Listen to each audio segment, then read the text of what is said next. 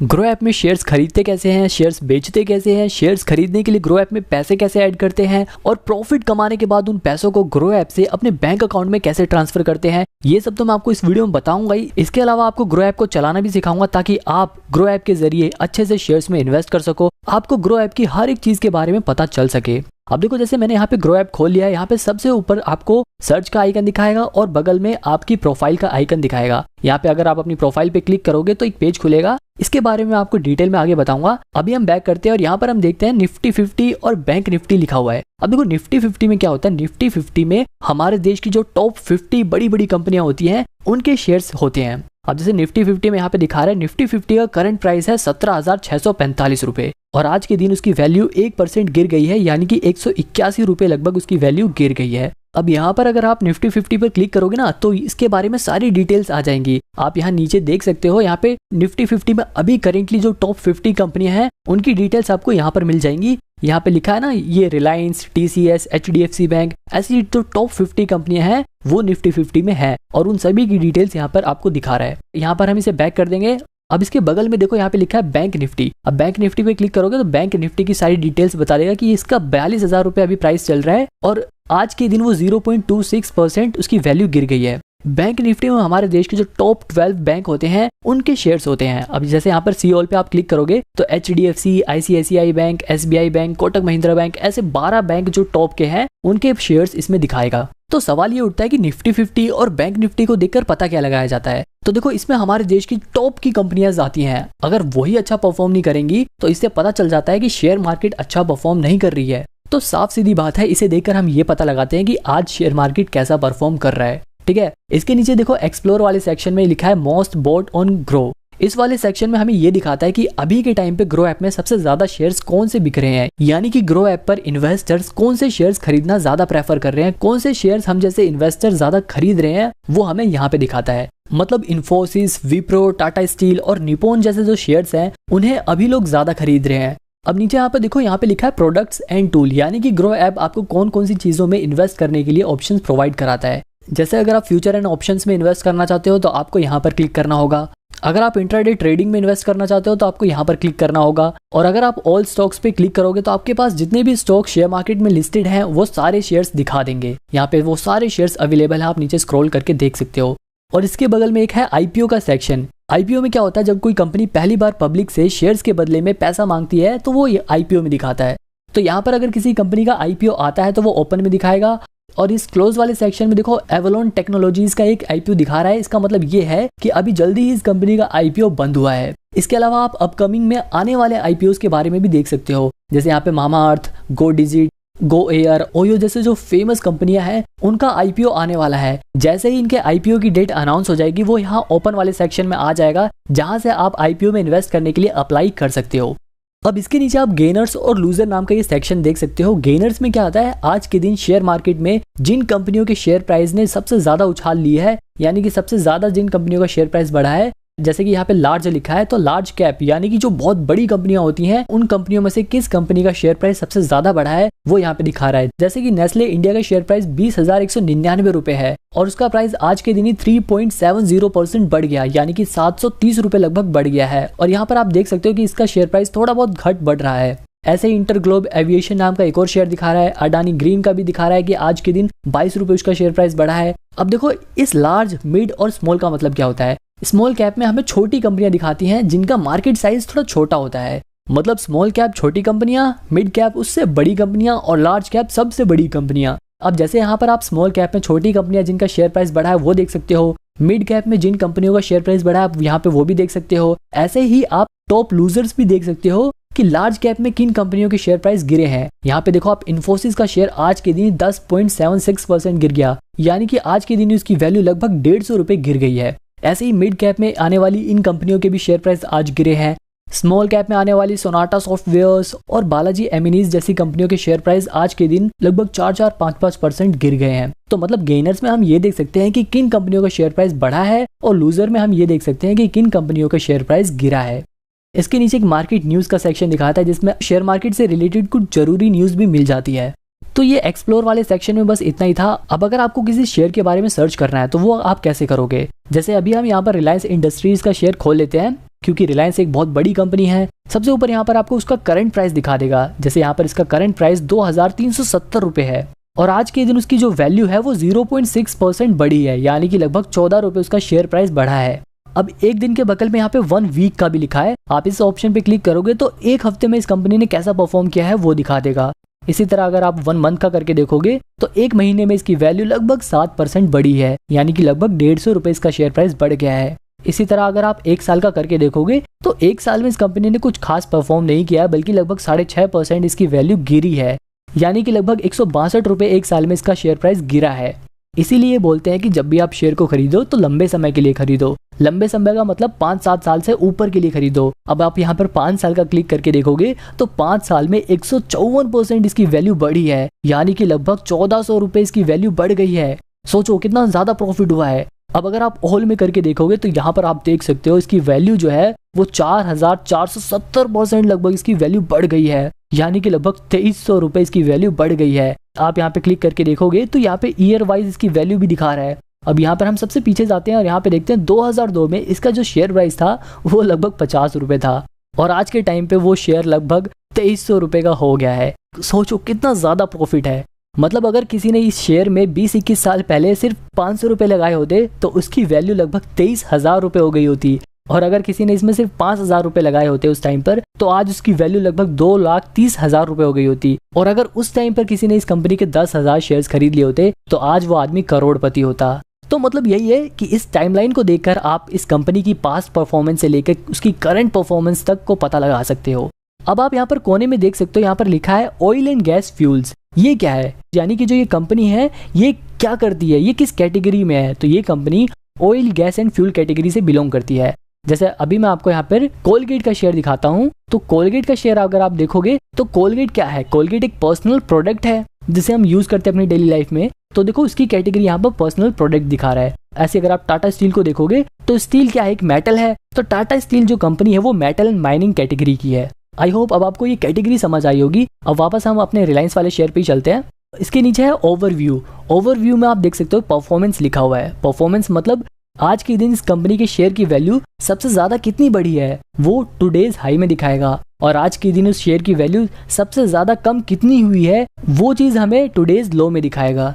इसी तरह से अगर आप 52 वीक्स का देखोगे, यानी कि पिछले 1 साल में इस शेयर की वैल्यू सबसे ज्यादा कितनी बढ़ी है वो हमें यहाँ पर दिखाएगा, और पिछले 1 साल में इस शेयर की वैल्यू सबसे कम कितनी हुई है वो हमें यहाँ पे दिखाएगा। जैसे कि पिछले 1 साल में रिलायंस की सबसे कम वैल्यू 2180 रुपये हो गई थी, और पिछले 1 साल में इसकी हाईएस्ट वैल्यू कितनी पहुंच गई थी, 2856 रुपये। अब यहाँ पे थोड़ा और नीचे आएंगे तो मार्केट डेप्थ नाम से ये पोर्शन दिखाएगा।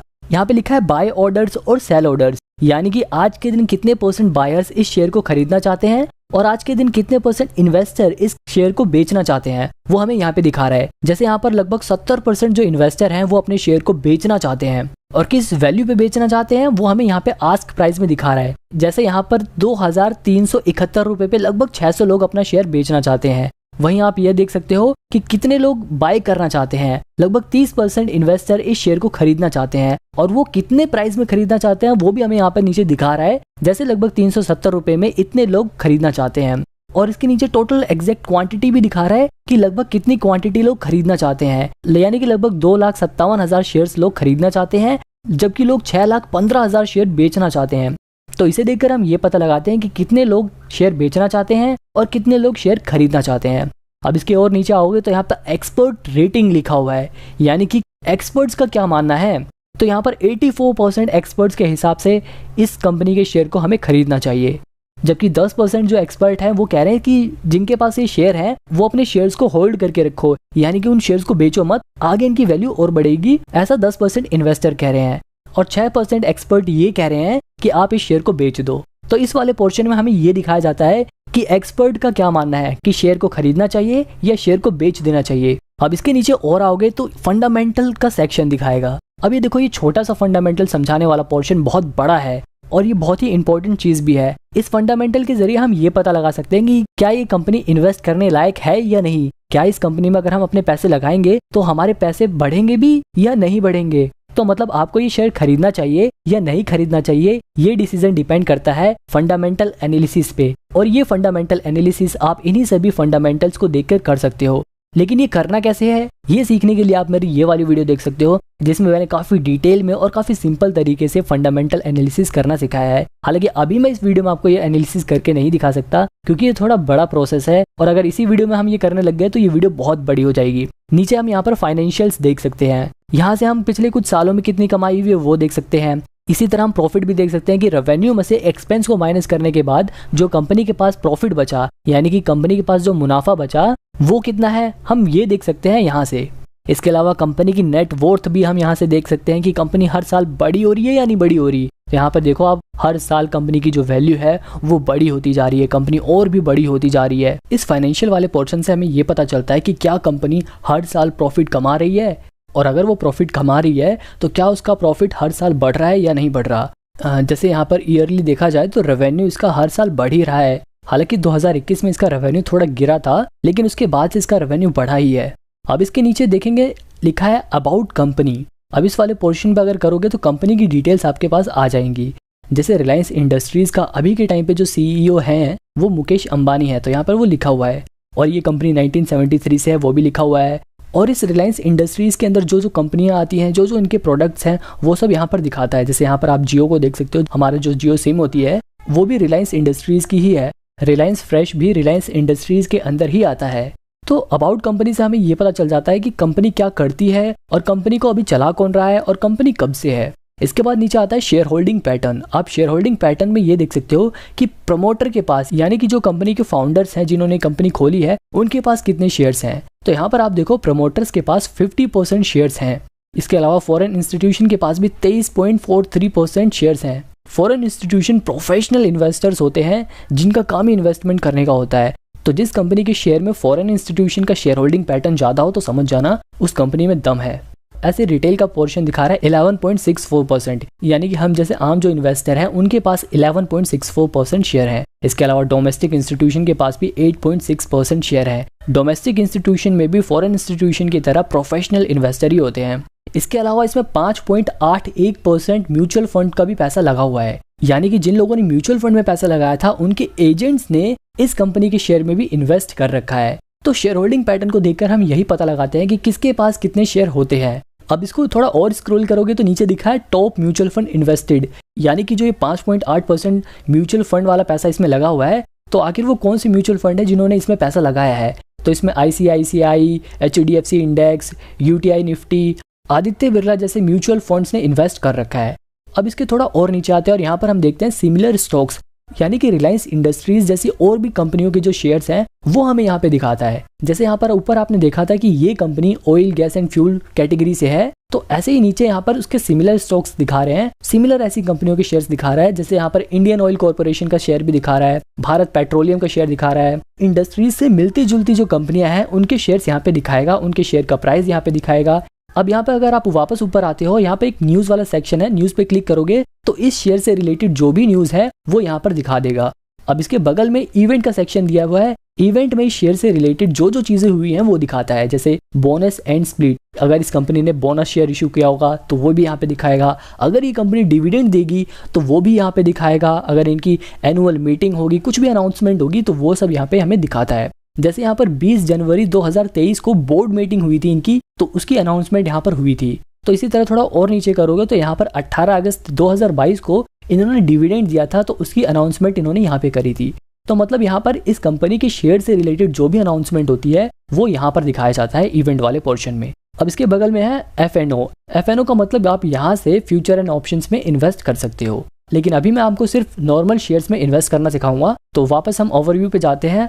अब अगर मेरे को ग्रो ऐप में शेयर खरीदना है तो मैं वो शेयर कैसे खरीदूंगा। तो देखो, ग्रो ऐप में अगर आपको शेयर खरीदना है तो सबसे पहले आपको इसमें पैसे ऐड करने पड़ेंगे। तो हम वापस बैक करते हैं और वापस होम स्क्रीन पे पहुंच जाते हैं। अब देखो यहाँ पर अपनी आप प्रोफाइल पे क्लिक करोगे ना तो यहाँ पर ये वाला सेक्शन खुल जाएगा। यहाँ पे देखो ऐड मनी वाले पोर्शन में ना, यहाँ पे मेरे पास अभी 1199 रुपए दिखा रहा है। अगर मेरे को इसमें पैसे ऐड करने हैं तो मैं वो कैसे करूंगा, मैं यहाँ ऐड मनी वाले पोर्शन पे क्लिक करूंगा। अब मेरे को जितने भी रुपए यहाँ पर ऐड करने हैं मैं वो अमाउंट डाल देता हूँ। सपोज करो मेरे को यहाँ पर 100 रुपए ऐड करने हैं।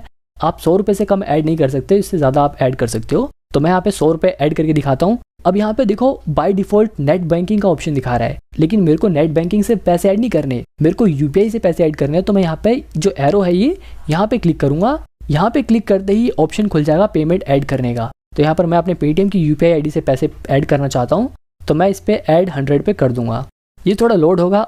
अब मैं यहाँ पर जैसे ही अपना पेटीएम खोलूंगा तो यहाँ पर उस पेमेंट का ऑप्शन दिखाएगा। यहाँ पे मैं इस पर क्लिक करके पेमेंट कर दूंगा। जैसे ही मेरी यहाँ पर पेमेंट कंप्लीट हो जाएगी, यहाँ पर पेमेंट सक्सेसफुल लिखा आ जाएगा और यहाँ पर मेरे पैसे ऐड हो जाएंगे। अब मैं वापस अगर अपनी प्रोफाइल पर आपको खोल के दिखाऊं तो यहाँ पर आप देखो, पहले मेरे पास 1100 रुपये थे, अब लगभग 1200 रुपये हो गए। और अब मैं आपको एक शेयर खरीद के दिखाता हूँ। अब जैसे मेरे को डाबर का एक शेयर खरीदना है तो मैं यहाँ पे डाबर सर्च करूंगा और डाबर कंपनी का शेयर यहाँ पे दिखा देगा। अब इस शेयर को खरीदने के लिए मैं बाय वाले ऑप्शन पे क्लिक करूंगा और यहाँ पर मेरे को कितने शेयर खरीदने हैं मैं वो क्वांटिटी यहाँ पे डाल दूंगा। जैसे मेरे को एक शेयर खरीदना है तो मैं यहाँ पे एक डाल के दिखा देता हूँ आपको। नीचे यहाँ पे दिखा रहा है प्राइस मार्केट, यानी कि आप इस शेयर को इसके मार्केट प्राइस पे खरीदना चाहते हो, यानी कि जो अभी करंट इसका प्राइस दिखा रहा है, जैसे यहाँ पे दिखा रहा है 523 रुपये, क्या आप उस करंट प्राइस पे इसे खरीदना चाहते हो? या फिर अगर आपको लग रहा है कि इसका प्राइस थोड़ा और कम होगा तो आप इसे चेंज करके प्राइस लिमिट भी सेट कर सकते हो। यानी कि जैसे मान लो मेरे को ऐसा लग रहा है कि इसका शेयर प्राइस 522 रुपये हो जाएगा तो मैं यहाँ पर 522 डाल के लिमिट सेट कर दूंगा और जैसे ही आज के दिन इसका शेयर प्राइस 522 रुपये होगा,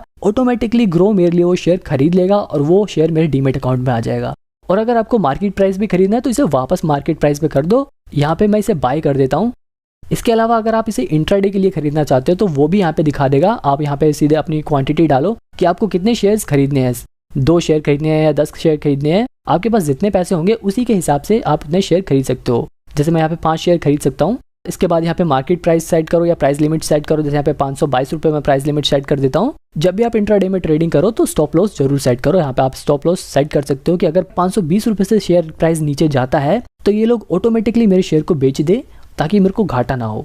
तो डिलीवरी का मतलब ये है आप शेयर को एक दिन से ज़्यादा के लिए खरीदोगे, यानी कि आप 1 महीने, 1 साल, 5 साल, 10 साल, मतलब आप एक दिन से ज़्यादा के लिए जब भी शेयर को खरीदो तो डिलीवरी में आता है। और अगर आपको शेयर आज ही खरीदना है और आज ही बेचना है, आपको बेसिकली आपको ट्रेडिंग करनी है, तो वो इंट्राडे में आता है। हालांकि क्योंकि अभी आप नए हो और आप अभी इन्वेस्टमेंट करना सीख रहे हो, इसलिए ट्रेडिंग वाला ऑप्शन मत क्लिक करना। अभी आप डिलीवरी में ही शेयर को खरीदना। तो मैं इसे डिलीवरी में ही रहने देता हूँ और यहाँ पर मैं आपको एक शेयर खरीद के दिखा देता हूँ। बाय पे क्लिक करते ही शेयर आप खरीद लोगे। अब यहाँ पे ऑर्डर डिटेल्स में देखोगे तो इस ऑर्डर से रिलेटेड सारी डिटेल्स आपके पास आ जाएंगी। अब जल्दी से मैं आपको निप्पॉन का ये शेयर भी खरीद के दिखा देता हूँ। यहाँ हमें क्वांटिटी डालनी है और नीचे प्राइस सेट करना है। इसके बाद हमें बाय पे क्लिक कर देना है। अब ये शेयर भी आपको अपनी होल्डिंग्स में दिखा देगा। आप यहाँ नीचे देख सकते हो निप्पॉन इंडिया ETF लिमिटेड नाम से ये शेयर दिखा रहा है।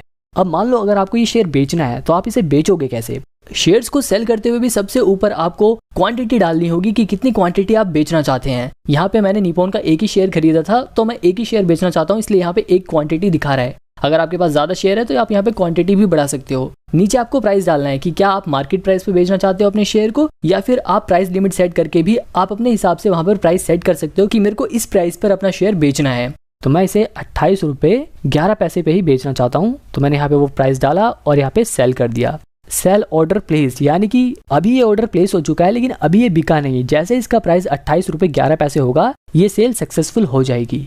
अब आपने जितने भी आज शेयर खरीदे या बेचे, आपको वो चीजें यहाँ पर ऑर्डर्स में दिखा देगा। अभी जैसे मैंने अभी आपको डाबर का शेयर खरीद के दिखाया था तो वो यहाँ पर दिखा रहा है। इसी तरह से मैंने आपको निप्पॉन इंडिया का भी शेयर खरीद के दिखाया तो उसकी भी क्वांटिटी यहाँ पे दिखा रहा है। लेकिन जो हमने निप्पॉन इंडिया का शेयर बेचा वो अभी तक सक्सेसफुल नहीं हुआ, क्योंकि हमने यहाँ पर प्राइस लिमिट सेट कर रखी थी 28 रुपये 11 पैसे की, लेकिन अभी उसकी जो वैल्यू है वो 28 रुपये 9 पैसे है। इसीलिए अभी वो हमारा शेयर बिका नहीं है। तो इस पे क्लिक करके मैं अपने इस ऑर्डर को मॉडिफाई भी कर सकता हूँ। मान लो मैं जैसे चाहता हूँ कि ये 28 रुपये 10 पैसे पे ही बिक जाए, तो मैं इस पे क्लिक करूंगा और मॉडिफाई सेल कर दूंगा।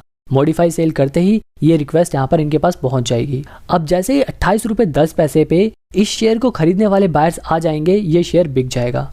अब यहाँ पर आप देख सकते हो कि ये शेयर बिक गया है। अब इस शेयर को बेचने के बाद आपका जो प्रॉफिट होगा वो यहाँ पर आपको दिखा देगा। अब आप यहाँ पर ये ध्यान दो कि जब भी आप किसी शेयर को बेचते हो तो उसकी 80% तो उसका 80% वैल्यू आपको जभी के जभी आपको मिल जाती है, लेकिन 20% पैसा वो आपको 48 घंटे में देते हैं। अब मान लो मैंने शेयर सस्ते में खरीद कर महंगे में बेचकर प्रॉफिट कमाया।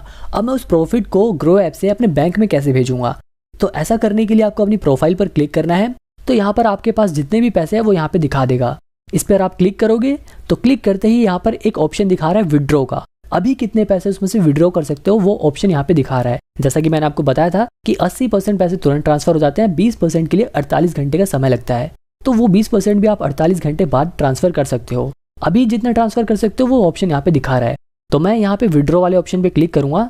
अब यहाँ पर देखो अवेलेबल बैलेंस दिखा रहा है 595 रुपये, मैं इतने पैसे निकाल सकता हूँ। तो यहाँ पर मैं अभी आपको 100 रुपये अपने बैंक में वापस भेज के दिखाता हूँ। तो यहाँ पर मैंने 100 रुपये डाले और यहाँ पे विड्रॉ पे क्लिक कर दिया। ऐसा करते ये मुझसे मेरा पिन मांगेगा, तो मैंने यहाँ पर अपना फिंगरप्रिंट लगाया और ये विड्रॉ की रिक्वेस्ट प्लेस हो गई। अब थोड़ी देर में 100 रुपये मेरे अकाउंट में आ जाएंगे। इसके अलावा आप यहाँ पर ऑल ऑर्डर्स पे क्लिक करोगे तो यहाँ पर आपने जितने भी शेयर्स खरीदे या बेचे हैं वो सारी डिटेल्स आपको यहाँ पर दिखा देगा। इसके नीचे आप यहाँ पर बैंक डिटेल्स देख सकते हो, इस पे क्लिक करोगे तो आपने अपना जो बैंक अकाउंट ग्रो ऐप से लिंक कर रखा है वो दिखा देगा। अगर आपको कोई और बैंक अकाउंट लिंक करना है तो आप यहाँ पर ऐड अनदर बैंक पे क्लिक करोगे और उसके बाद यहाँ पर बैंक सिलेक्ट करके अपनी डिटेल्स भरकर अपना दूसरा बैंक ऐड कर सकते हो।